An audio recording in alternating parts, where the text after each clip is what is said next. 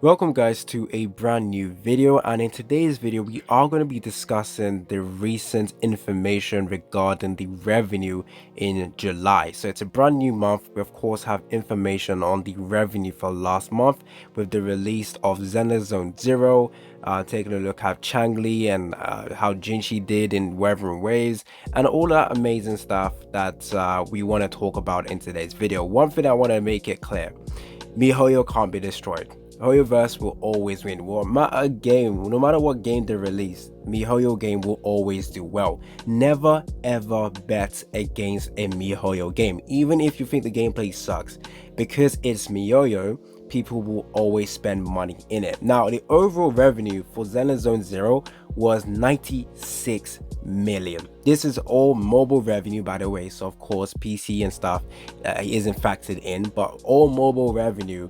MiHoYo did 96 million in Zone Zero. However, in Genshin Impact, I think this was the lowest. Yeah, it's around like 30 something million.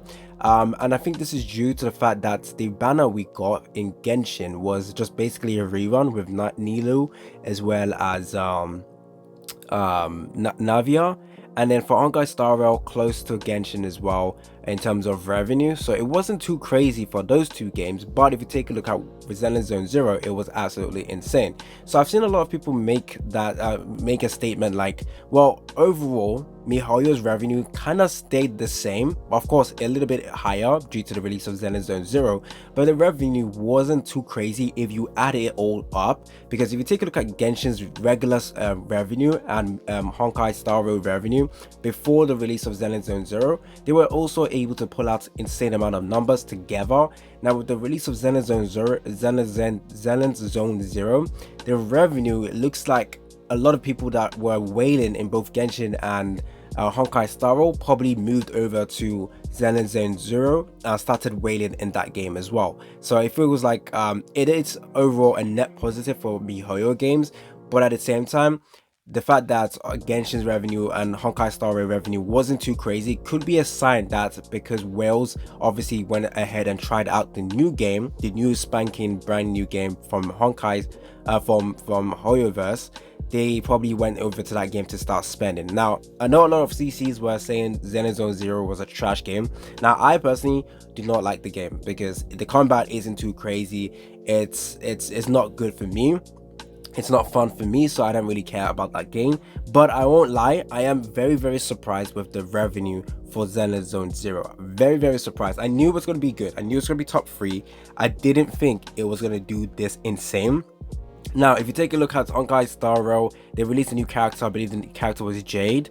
But it's a bit surprising that Honkai Star Rail didn't actually blow up. But again, it could be a sign that the whales from Honkai Star Rail decided to go ahead and try out Zone Zero and spend it in that game instead. Now, if you take a look at Wuthering Wave, including in the revenue, it wasn't too good for Wuthering Waves. Now, again, over 10 million is fantastic for Wuthering Wave, but you've got to understand, the character that was released was Changli towards the end of July. It was Changli's banner, and I know a lot of us were hyping up Changli, a lot of excitement about this character, but it doesn't really show in the revenue because the revenue did go down. Now it kind of makes sense though, because last month, not July, in June, we got the release of Jinshi, Yinlin, and we also had Gion's banner at the same time. So technically that's why the revenue was so crazy during the month of June. But in July, with only Jinshi's banner was still running in July, and then we got Jinshi and then Changli also running at the same time. But I was still a little bit surprised with the revenue not being that crazy, but at the same time still very good. But again, it shows that Hoyoverse can't be destroyed. You can never ever bet against a Hoyoverse game. And I can't lie, Hoyoverse has a monopoly on the gacha game, because the revenue they are putting out is crazy numbers, absolutely disgusting numbers. So Hoyoverse for the win, I guess. But I want to see if there's going to be another company in the future who become as huge as a Hoyoverse. I think Hoyoverse has been riding this massive wave they have gotten since 2020 with the world issue that happened that basically locked everyone inside, And since the release of Genshin and the popularity that game got, Hoyoverse has just seen increasing amount of people fawning over the company itself and whatever game they have to make. And then the release of Honkai Star Rail, to be honest, I don't like turn-based games. I find that boring. It doesn't really matter if it's Honkai Star Rail. I'm not playing Honkai Star Rail. However, I will play it because I do know there's a collaboration with Fate, with the Fate series, and I love the characters. If Gilgamesh is getting released, I am logging into Honkai Star Rail and I'm going to be playing that. So yeah, I will go into Honkai Star Rail just because of the Fate series collaboration happening very early in 2025. So that's something I'm looking forward to. But I still don't like turn-based games. But with the another success of Honkai Star Rail, that's literally propelling Hoyoverse in general. So Hoyoverse is literally riding a wave of success, and it hasn't stopped. It might have reduced the wave, the height of the wave might have reduced slightly, but it's still being pushed forward and forward with the release of all this amazing game each year. That is actually very crazy, and it is going good for Honkai Star Rail. Next year we're going to see another game again from Honkai, from MiHoYo, from Hoyoverse. Now, is it going to increase the overall revenue they earn in general? Absolutely, but by how much? Maybe an extra 10 million they will earn from that game, because you got to understand, the people playing all of Hoyoverse's game, they are players. The people playing like Genshin Impact also play Honkai Star Rail, also play Xenoblade Zone Zero. So honestly, the players that they have formed, the occult following, I don't want to say occult following, but the following they have, you know, amassed so far, they play all the games. But of course, it doesn't mean that it increases the overall revenue they earn. It just means they can consistently earn crazy amounts of money, because of course hype of a game dies out. But of course, there's certain games that keep getting hyped up over and over again. But in general, the amount of revenue a game earns always dies down little by little. So the way Hoyoverse decides to maintain the revenue they earn is by pumping out more amazing designed games, so that it can keep propelling Hoyoverse's name forward and forward. You're going to see more games from Hoyoverse.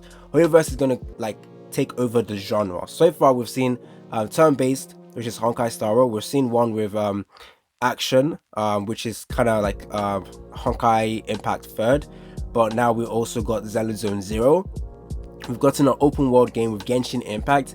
Next, you're going to see Hoyoverse release a shooter game. You're going to see them release a racer game with waifus. You're just going to see them take over the entire genre for gacha games, and that's going to happen. Hoyoverse is going to steal every single genre so that they can keep propelling the name. If Hoyoverse can have a game, their game, be #1 in each genre, it's going to be good for them.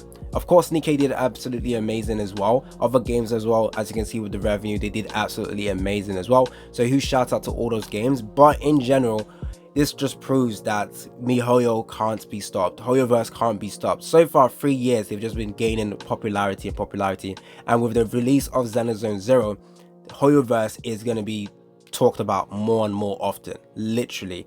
Hoyoverse now, top 3 game in every single like revenue. Of course, you see the occasional one game out of nowhere just dish out a lot of money in that 1 month. But Hoyoverse, you will always see the games in top 5, except maybe Honkai Impact Third, but whatever game they release right now for Hoyoverse will always just deal insane or gain a lot of money. So that's something I wanted to talk about in today's video.